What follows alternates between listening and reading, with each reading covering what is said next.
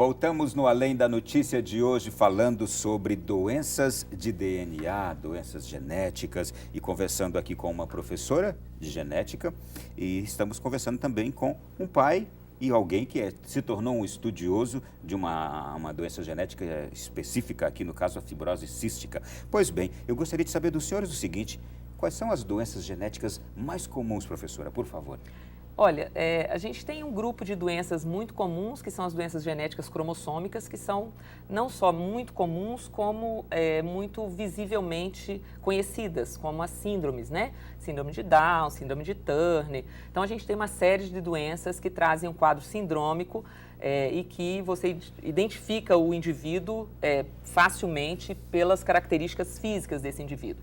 E a gente tem as doenças que são doenças gênicas, né, que eu falei anteriormente, que são doenças que muitas vezes elas trazem, às vezes, uma repercussão grande naquele indivíduo, até às vezes maior em termos de sobrevida do que nas doenças cromossômicas, mas elas são devidas a alterações mínimas nos genes que não trazem à aparência do indivíduo alguma característica que nos permita identificá-la. Uhum. Essas doenças, a gente tem a fibrose cística, que é a autossômica recessiva mais comum, é a fibrose cística. A gente tem a fenilcetonúria, também muito conhecida, que tem uma frequência também grande.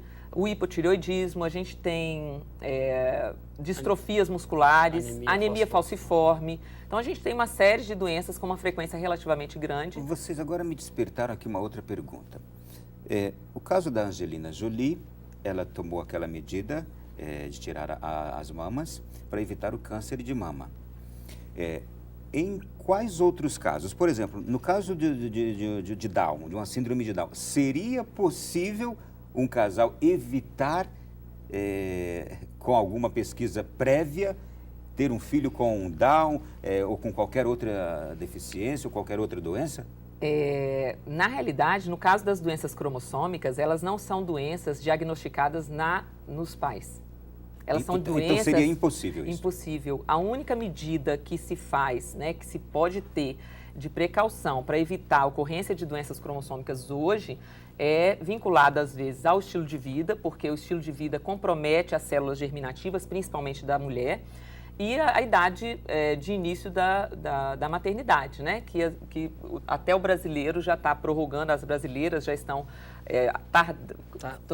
tendo filho mais tardiamente.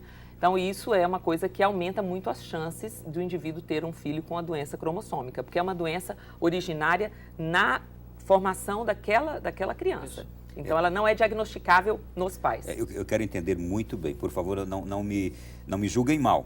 Por exemplo, um casal, hoje, ele se resolvesse fazer uma pesquisa genética ao léu, sem saber o que quer, apenas para ver se ambos juntos têm uma predisposição para desenvolver, para ter um filho com qualquer doença ou com qualquer síndrome que seja, isso seria impossível? No caso das síndromes, isso não é possível. No caso das síndromes cromossômicas, tá? Nas doenças cromossômicas. No caso das doenças gênicas, a gente também não pode alardear muito, né? Uhum. Criar uma sensação de impotência, mas, ao mesmo tempo, não é factível que um casal tente pesquisar todas as possibilidades de todos os diagnósticos genéticos, todas as mutações possíveis. Porque são muitos testes, muitas vezes muito elaborados, e muitas vezes não cobrem uma outra doença que ele não vai fazer.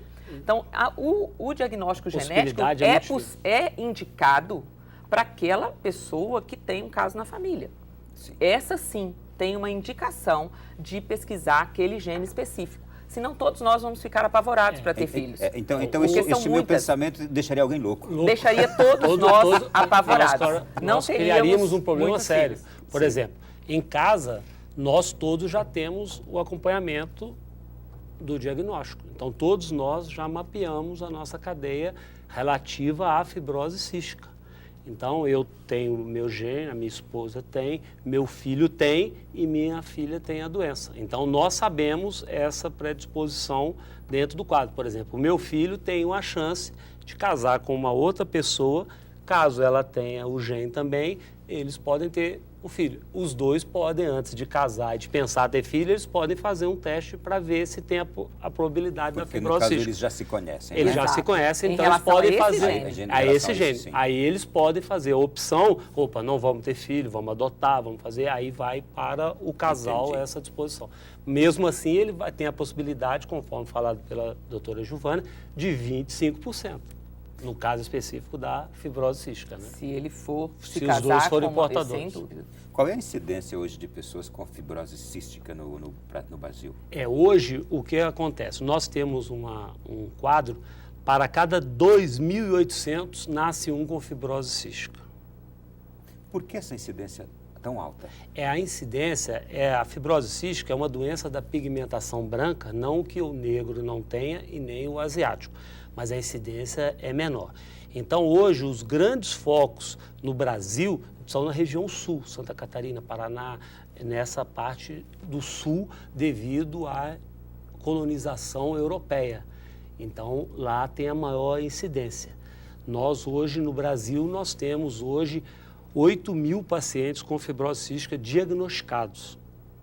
E sabemos que andam por aí milhares, né, com sintomas e com a doença, mas infelizmente sem o tratamento adequado e sem a observação da doença. Eu estou vendo aqui um termo que eu achei muito curioso. Beijo salgado. O que seria isso para um fibrocístico? Bom, o beijo salgado, há muitos anos atrás, na Europa e no Canadá, o que acontecia? As parteiras, elas beijavam as crianças. Por quê? Depois a professora pode falar, devido ao grande excesso de sal que essas crianças têm. Então, eles são excessivamente salgados, como se estivesse saindo da praia. Então, o que elas faziam? Elas beijavam aquelas crianças quando nascia e falavam assim, opa, essa criança tem aquele mal. Mas beijava em qualquer parte do corpo? Qualquer parte do corpo. Então, porque eles são excessivamente salgados devido ao problema que a professora Giovana pode falar, e isso se tornou uma lenda. Então, ficou conhecido como a doença do beijo salgado. Tá, e de fato, era assim mesmo? É essa sim. Por exemplo, se detecta isso no beijo? No suor. No suor. No suor. Porque devido àquela mutação que eu falei, daquela proteína que não regula muito bem a quantidade de sais nas superfícies, o suor da criança também tem um pouco mais de sal do que da criança normal. Então, elas beijavam porque elas beijavam todas as crianças. Mas elas começaram a observar isso em anos e anos e milhares, talvez, de anos, que a criança, que quando ela beijava, era muito salgada, às vezes morria precocemente. Elas já sabiam que tinham a doença. E aí isso ficou conhecido como a doença do beijo salgado, o mal do beijo salgado. Muito curioso realmente. Bom, nós tivemos também recentemente o caso do Marcelo, lá em São Paulo, que foi morto junto à sua família e era uma criança fibrocística. A atitude que ele teve com os pais tem a ver com a doença, como alguns afirmam? Olha, afirmaram... Vamos só recordar, foi aquele menino que dizimou a família. Ok. Afirmaram categoricamente de que o fato dele ter a fibrose cística, ele poderia ter uma diminuição da quantidade de oxigênio no cérebro e que isso poderia estar contribuindo para algum distúrbio psicológico que levou à tragédia. Eu não conheço o caso especificamente desse menino, né? Mas não conheço também na literatura, até hoje, eu não conheço, né? Nenhuma correlação de comportamentos de distúrbios psicológicos em virtude dessa falta de oxigenação. Até porque, no caso desse menino especificamente, aparentemente, ele é inclusive tratado e acompanhado por uma equipe muito boa, ele era, né? Acompanhado por uma equipe muito boa em São Paulo. Ele não me parece uma criança que tivesse um problema respiratório descontrolado a esse ponto.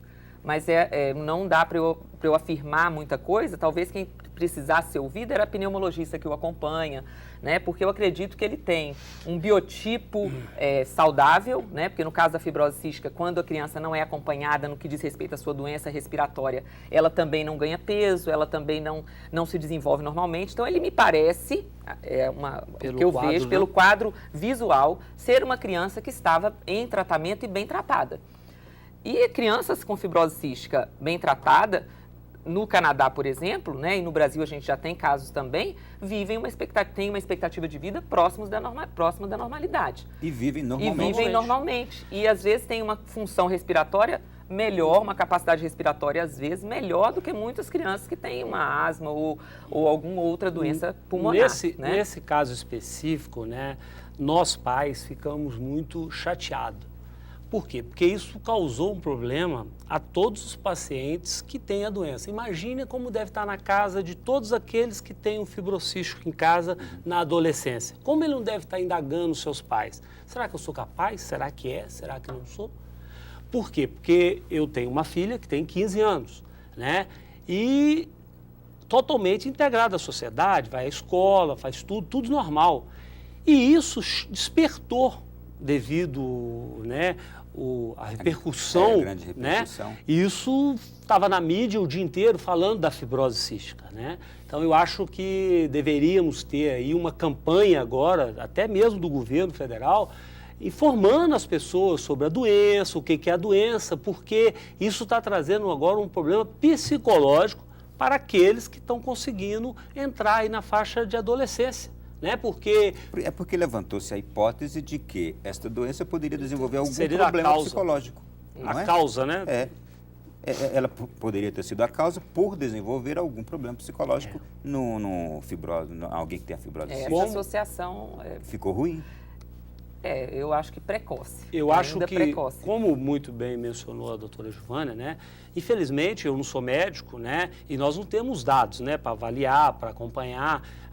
Já tem um pronunciamento da médica que acompanhava que ele era normal, que tinha toda essa capacidade.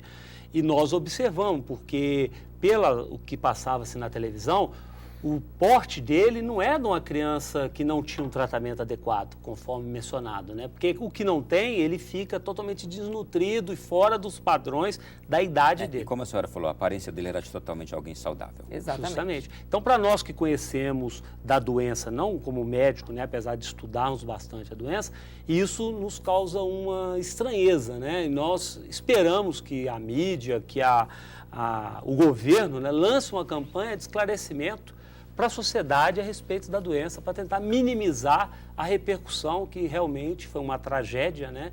E todos nós ficamos sentidos com o que aconteceu. Muito bem. Professor, eu queria saber o seguinte também da senhora. Hoje, o entendimento que as pessoas têm quanto às doenças de DNA, quanto às possibilidades de se pesquisar DNA, é um entendimento adequado ou agora que se está despertando? Eu acho que a genética ela é um pouco mais popular agora, né? Alguns fatos acabam despertando toda essa curiosidade, a busca de informações. Então, essa história da Angelina Jolie, por exemplo, despertou, né, uma curiosidade muito grande nas mulheres. Então, essa história de você fazer um diagnóstico genético preventivo, que foi no caso da Angelina Jolie, são esses grandes marcos, né, que estão fazendo da genética um pouco mais popular, um pouco mais conhecida pela população. Há um tempo atrás, muita gente não sabia nem mesmo que uma determinada condição clínica tinha vinculação com genética. Hoje a gente sabe que a maior parte das nossas condições clínicas, sejam elas doenças ou características diferentes, são em função da nossa genética. E esses fatos vêm popularizando um pouco mais a genética, trazendo à tona essa história de diagnóstico genético, de possibilidade de você estar investigando uma predisposição. Como a senhora também disse aqui no início do nosso programa hoje, a senhora citou, hoje para se desvendar crimes se utiliza o DNA, pesquisa de paternidade, sim, não sim, é? Então, tudo isso também tem contribuído para a popularização. Para popularizar. O que acontece, né? Nós já falamos também, hoje, um exame de DNA, o mais simples, gira aí na faixa de uns R$800. Qual seria esse mais simples? O mais simples, o da fibrose cística. Só para fazer o diagnóstico da fibrose cística. É R$800. Então, o que acontece? Não é acessível. Né? E tem planos de saúde que não pagam. Que não cobre, né? E justamente. E com isso, o pai, você imagina aí uma família que ganha um salário mínimo. Ele tirar R$800 para fazer um diagnóstico é complicado, né? Então, nós precisaríamos, sim, daquelas predisposições, daquelas doenças que o governo incentivasse para minimizar o sofrimento dessas famílias. Porque hoje, por exemplo, eu estou falando, desculpa, de Brasília, a realidade aqui, só dele pegar 1, 2, 3 ônibus, um pai que ganha um salário mínimo, coitado, ele gasta aí 10, 12 reais de passagem. E aí vai e volta, vai e volta, vai e volta. E isso complica o problema que nós vivemos na sociedade, né? Daqui a pouco a gente continua falando desse assunto e eu vou até querer saber se daqui a pouco eu vou querer saber no próximo bloco se existe, por exemplo, em tramitação no Congresso Nacional, algum projeto de lei que vise facilitar o acesso das pesquisas genéticas para um pai, para uma mãe que tem hoje necessidade de descobrir essa predisposição no filho. Já já a gente volta falando sobre isso.